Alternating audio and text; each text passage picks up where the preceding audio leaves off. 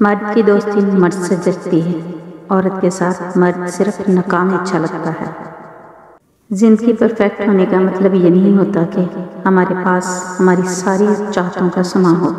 Perfect تو اسے کہتے ہیں کہ چاہے ہم زندگی کی کسی بھی مرحلے میں ہوں، ہمارا تعلق اللہ سے ہمیشہ مضبوط رہے اور ہمیں سب حاصل ہونے کے باوجود بھی اللہ کا شکر ادا کرنے کی توفیق ہو، آمین۔ وہ بلندی کس کام کی جس پر انسان چڑھے اور انسانیت سے گر جائے۔ مطالعہ غم اور اداسی کا بہترین علاج ہے۔ اکثر لوگ آپ کو قبول نہیں کرتے، پھر بھی مایوس نہیں ہونا، کیونکہ لوگ اکثر وہ چیز چھوڑ دیتے ہیں جن کی وہ قیمت نہیں دے سکتے۔ مختصر سا قیام ہے اور بس ہم یادیں چھوڑ کر چلے جائیں گے۔ اے میرے رب، قیامت کے دن میری خطائیں معاف کر دینا، آمین یا رب العالمین۔ فجر کی نماز کے بعد قرآن کو وقت دیں، اور وہ وقت نہ کسی انسان کے لیے ہو اور نہ ہی کسی اور چیز کے لیے، وہ صرف اور صرف قرآن کے لیے ہو۔ محبت کیا ہے؟ سمجھو تو احساس، دیکھو تو رشتہ، کہو تو لب، چاہو تو زندگی، کرو تو عبادت، نبھاؤ تو وعدہ، اور مل جائے تو جنت۔ آپ گھوڑے کو گھسیٹ کر پانی تک تو لے جا سکتے ہیں، مگر اسے پانی پینے پر مجبور نہیں کر سکتے۔ بالکل ایسے ہی ہمارے آس پاس بھی بہت سے ایسے لوگ ہیں کہ لاکھ کوشش کر ڈالیں لیکن انہوں نے کچھ سمجھنا ہی نہیں۔ رحمت سے جنت بن جانے والی ہستی کو عورت کہتے ہیں۔ اگر مرد نے کسی عورت سے شادی کرنی ہوتی ہے تو وہ کر ہی لیتا ہے، بس اس کی اپنی مرضی اور ضد ہونی چاہیے۔ وہ سب کو راضی بھی کر لیتا ہے اور ہر بات کا مطلب بھی سمجھا دیتا ہے، اور سب کو اس کے سامنے ہار ماننی ہی پڑتی ہے۔ جو اصل خاندانی مرد ہوتے ہیں وہ لڑکیوں کے احساسات سے نہیں کھیلتے بلکہ انکار کرتے ہیں، اس لیے مرد کبھی مجبور نہیں ہوتا، بس پاگل بناتا ہے۔ اے اللہ، جو چیز میرے مقدر میں نہیں ہے اس میں مجھے مبتلا نہ کر، اور جو چیز میرے مقدر میں ہے اسے میرے لیے بہتر اور آسان فرما، آمین یا رب العالمین۔ قرآن نے عورت کو اپنی پسند ظاہر کرنے کا پورا حق دیا ہے۔ مولا علی علیہ السلام کا قول ہے، انسان ایک دکان ہے اور اس کی زبان ایک تالا۔ تالا کھولنے کے بعد پتہ چلتا ہے کہ دکان سونے کی ہے یا کوئلے کی۔ ایک میٹھی سی مسکان ہے بیٹی، یہ سچ ہے کہ مہمان ہے بیٹی، اس گھر کی مہمان بننے چلی ہے جس گھر سے انجان ہے بیٹی۔ اللہ سب بیٹیوں کے نصیب اچھے کرے، آمین یا رب العالمین۔ جو اپنے رب کو پہچان لیتا ہے وہ اپنی خواہشات کے پیچھے چلنے کی بجائے اپنے رب کو راضی کرنے میں لگ جاتا ہے۔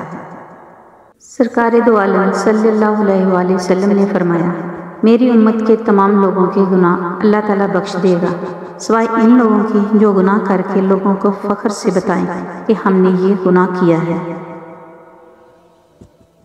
جب آپ کوئی کام نہیں کر رہے ہوتے تب باتیں کرنا اور تیز بننا بہت آسان ہوتا ہے۔ حالات سے لڑنے والا ہی جانتا ہے کہ مشکلات کا سامنا کرنا کتنا مشکل ہوتا ہے۔ لوگ کہتے ہیں کہ کسی ایک کے چلے جانے سے زندگی رک نہیں جاتی، لیکن یہ کوئی نہیں جانتا کہ لاکھوں کے مل جانے سے بھی اس ایک کی کمی پوری نہیں ہو سکتی۔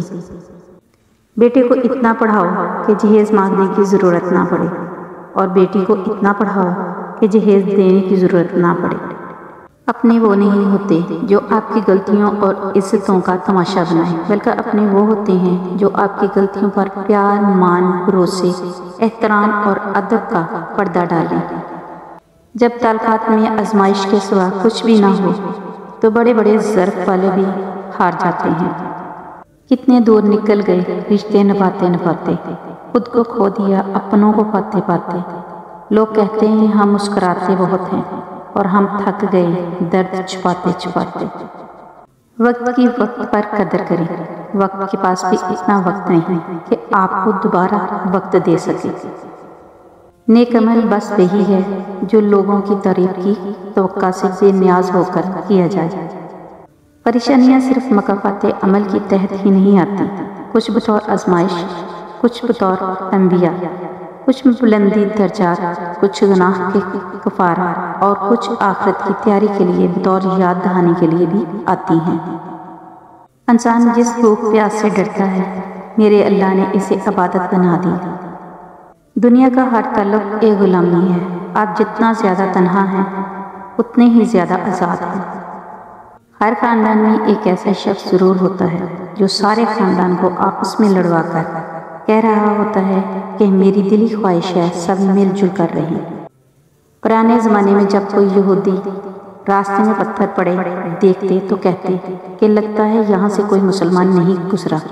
اسلام کا اصل چہرہ کوئی نہیں دیکھتا کہ آپ کسی کے لیے کتنا کرتے ہیں، وہ صرف وہی دیکھتے ہیں جو آپ نہیں کرتے۔ ان کے رشتوں میں بھی ایسے حرامی لوگ دیکھے ہیں جو اپنوں سے جلن، حسد، منافقت کرتے ہیں، جبکہ غیروں کی غلامی اور دلالی کرنے پر فخر محسوس کرتے ہیں۔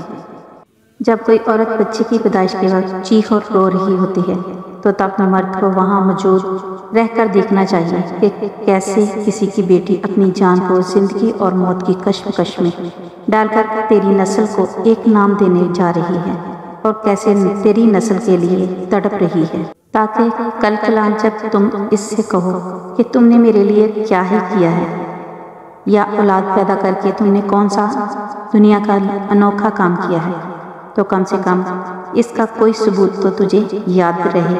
میرے چینل کو لائک کریں، شیئر کریں، سبسکرائب کریں۔ اللہ حافظ۔